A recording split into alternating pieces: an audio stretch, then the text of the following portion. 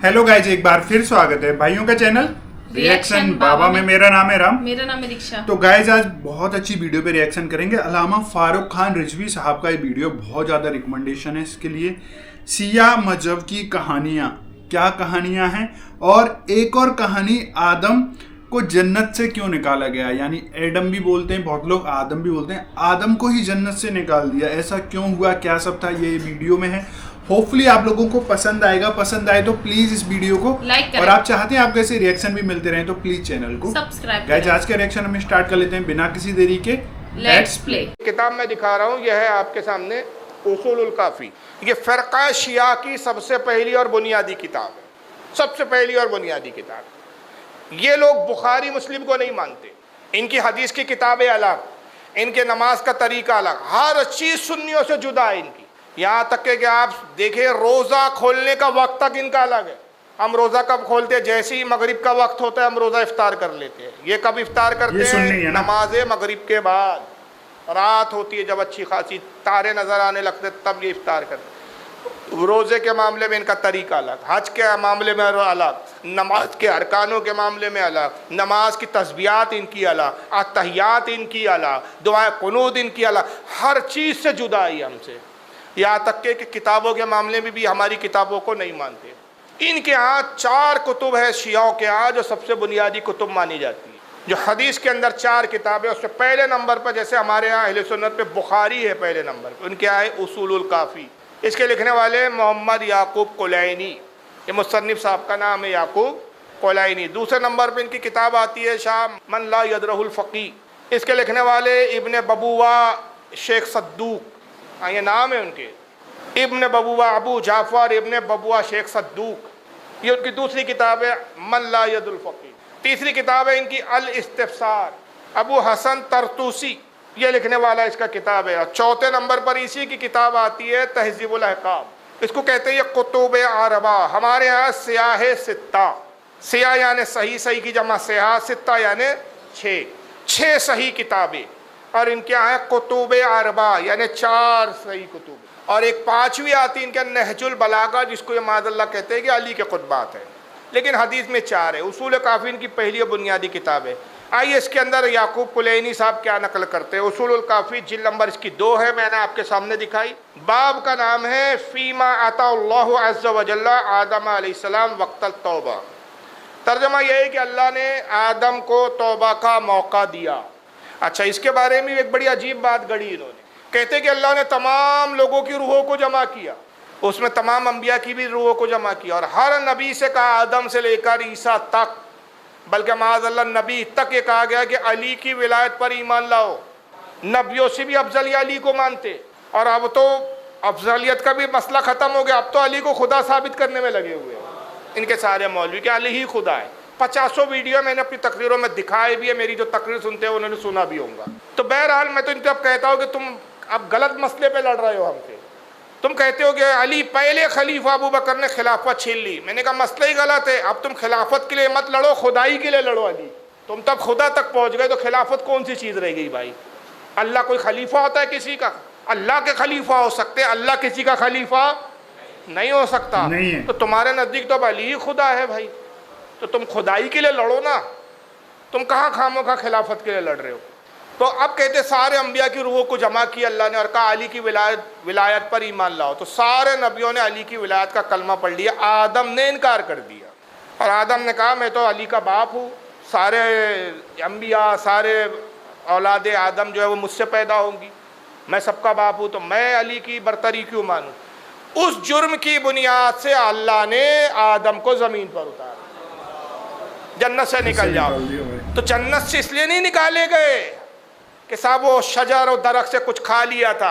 अब कुछ शियाओं से मेरी बात भी हुई इस ताल्लुक से, मैंने कहा भाई कुरान के ख़िलाफ़ नहीं है ये आपकी रिवायत, ये हदीस, कि कुरान तो ये कहता है वला तक़रबा हाज़िही शजरत फ़तकूना मिनज़्ज़ालिमीन।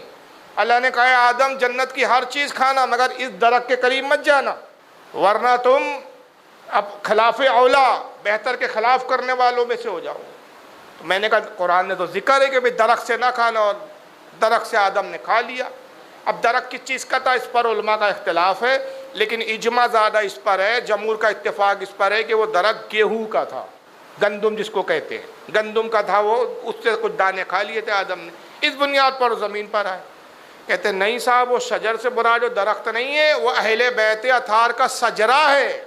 तो अल्लाह ने आदम से कहा कि अहले बैत के जो 12 इमाम हैं, इनके बराबर अपने आप को तसव्वुर भी मत करना, इनके मर्तबे के करीब जाने की कोशिश भी मत करना, वरना अपने आप पर जुल्म करने वालों से हो जाओगे। और आदम ने कहा कि मैं इन 12 से अफजल हूँ क्योंकि ये मेरी औलाद है, मैं इनका बाप हूँ। इस बुनियाद पर ज़मीन पर आ गए। फिर बाद में अल्लाह ने मोहलत दी, तौबा की, तो आदम ने फिर वसीला पेश किया है, अल्लाह फातिमा का वसीला, अली का वसीला, 12 इमामों का वसीला, तब जाके तौबा कबूल हुई। ये इनकी उसूलुल काफ़ी और दिगर किताबों में लिखा है। तो उसी बाब में ये हदीस लाए, उसी बाब में ये हदीस आती है, और वो ये आती है, सारी हदीसें इन बदबख्तों ने इमाम जाफ़र के खाते में डाल रखी है। अहले तशय्यो में अगर आप पढ़ें इनकी किताबें तो आपको महसूस होगा कि सबसे मजलूम शख्सियत अगर कोई है तो वो इमाम जाफ़र है। करबला में तो इमाम हुसैन पर एक ही दिन जुल्म हुआ, ये तो सदियों से इमाम जाफ़र पे जुल्म करते आ रहे हैं कि हर ऐरी गैरी नत्थु खैरी बातें वो इमाम जाफ़र के खाते में डालते। किसने बयान किया? इमाम जाफ़र ने बयान किया। किसने बयान किया? इमाम जाफ़र ने बयान किया। जबकि खुदा की कसम इमाम जाफ़र का दामन इन चीज़ों से, इमाम जाफ़र की तालीम नहीं, उनकी हकीकी तालीम वही है जो इमाम आज़म के, क्यों? इमाम आज़म उनके शागिर्द है। जो कुछ उस्ताद का इल्म होता है वो शागिर्द में ही मुंतकिल होता है। तो इसलिए इमाम जाफ़र का वही अकीदा जो इमाम अबू हनीफा का अकीदा है।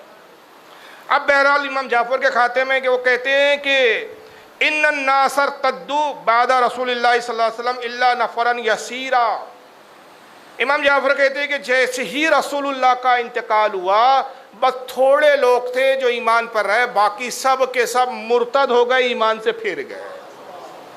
सब के सब ईमान से क्या हो गए? फिर गए। अब आइए कि उसी की याकूब कुलैनी की एक दूसरी किताब है फुरूल काफ़ी, और इसी में एक दूसरा हिस्सा है इसका जिसका नाम है रौदतुल काफ़ी।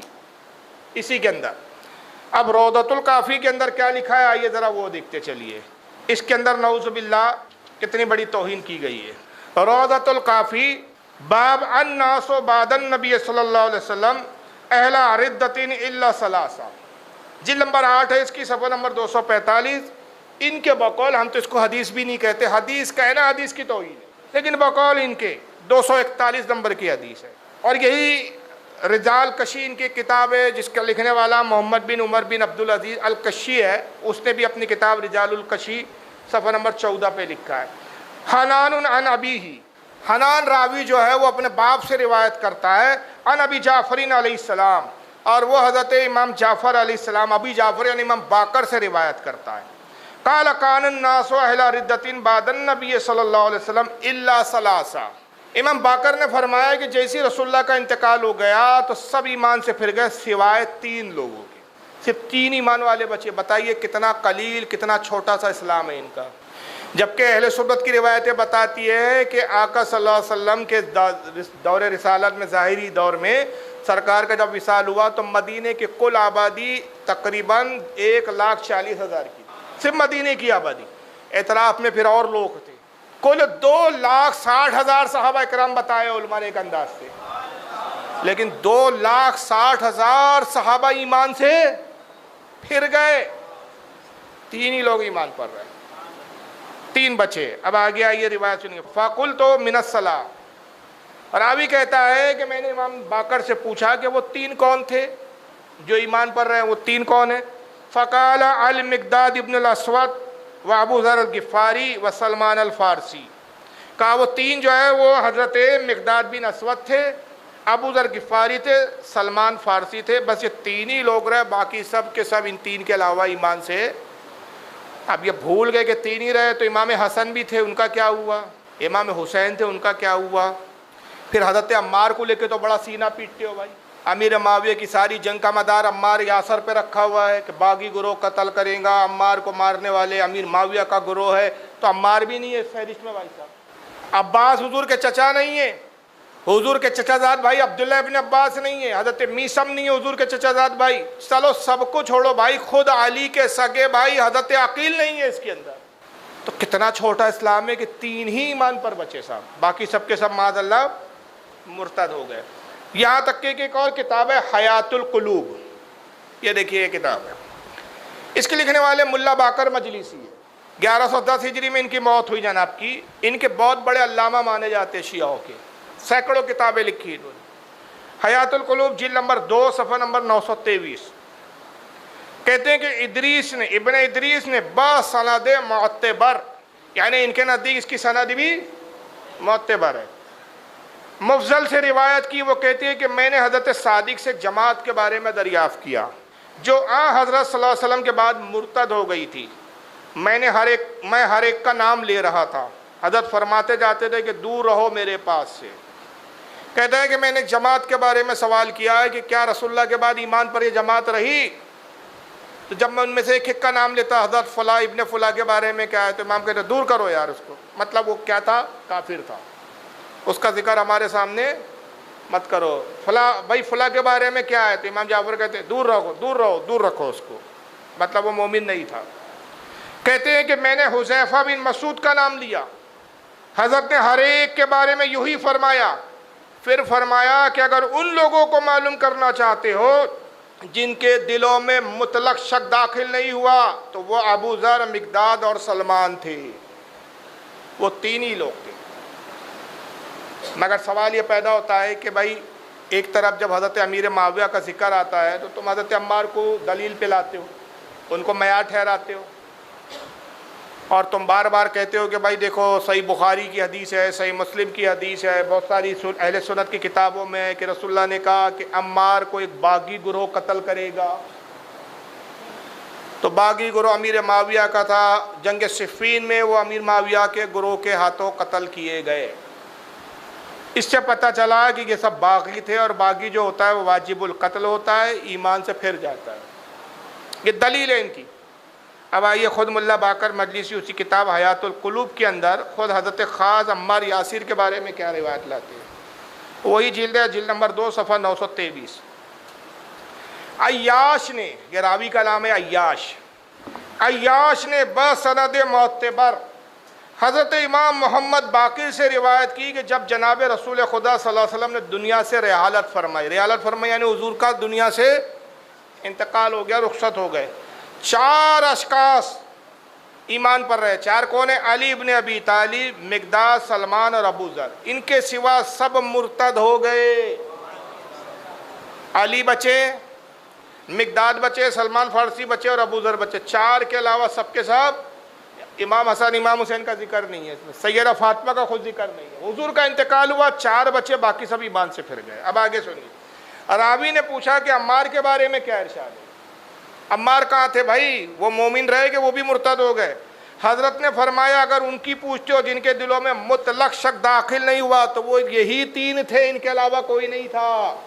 یعنی عمار بھی ان 3 کے اندر شامل نہیں ہے۔ تو آپ کوئی رابطی کہنا ہے کہ بھائی عمار حق کا پیمانہ ہے، باغی گروہ قتل کریں گا تو امیر معاویہ کے ہاتھوں قتل ہوئے، تو اس سے کہو بھائی صاحب وہ بعد میں باغی دیکھنا، پہلے اپنے گھر کی خبر لیتے، ہمارے کتابوں کے حساب سے تو عمار بھی مومنوں میں نہیں ہے،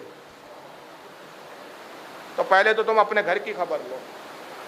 تو صحابہ اکرام تو ان کے نزدیک نعوذ باللہ من ذالک مومن ہے نہیں، بلکہ ابو بکر اور عمر کے بارے میں تو واضح طور پر یہ کہتے ہیں نعوذ باللہ من ذالک کہ یہ منافق کے پکے،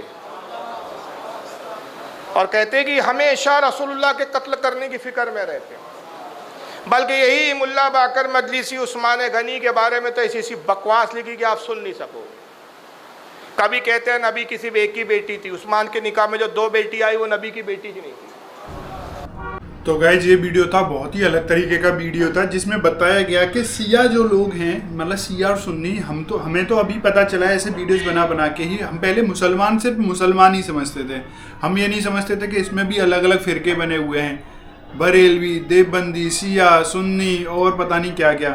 تو انہوں نے شیعوں کو لے کے بتایا کیونکہ یہ سنی ہے کہ شیعوں کی کتاب میں لکھا ہوا ہے کہ آدم کو جب اوپر سے اس لیے نکال دیا گیا کیونکہ وہ اللہ کی بات نہیں مان رہے تھے جنت میں، وہ مطلب کچھ کرنے کے لیے بول رہے تھے، لیکن آدم نے یہ بول دیا تھا میں تو ان کا باپ ہوں، صرف اس بات کو لے کے ان کو جنت سے نکال دیا تھا۔ لیکن سنیوں کا کہنا ہے کہ ایک درخت تھا جو اوپر والے کا اللہ کا حکم تھا کہ وہاں سے کچھ مت کھانا، باقی سب جگہ سے کچھ بھی کھا لینا۔ फिर भी आदम ने उसी दरख्त से कुछ ना कुछ खा लिया, इस वजह से उनको जन्नत से नीचे भेजा गया था। तो क्या सच्चाई है, क्या सब है, आप वो लोग कमेंट करके बता सकते हैं। होपफुली आप लोगों को वीडियो अच्छी लगी होगी। अच्छी लगी है तो प्लीज इस वीडियो को लाइक करें, और आप चाहते हैं आपको ऐसे रिएक्शन भी मिलते रहे तो प्लीज चैनल को सब्सक्राइब करें। आज के रिएक्शन में बस इतना ही, मिलेंगे नेक्स्ट और किसी रिएक्शन में। तब तक के लिए thank you so much for watching. Bye bye guys, see you guys, take care guys.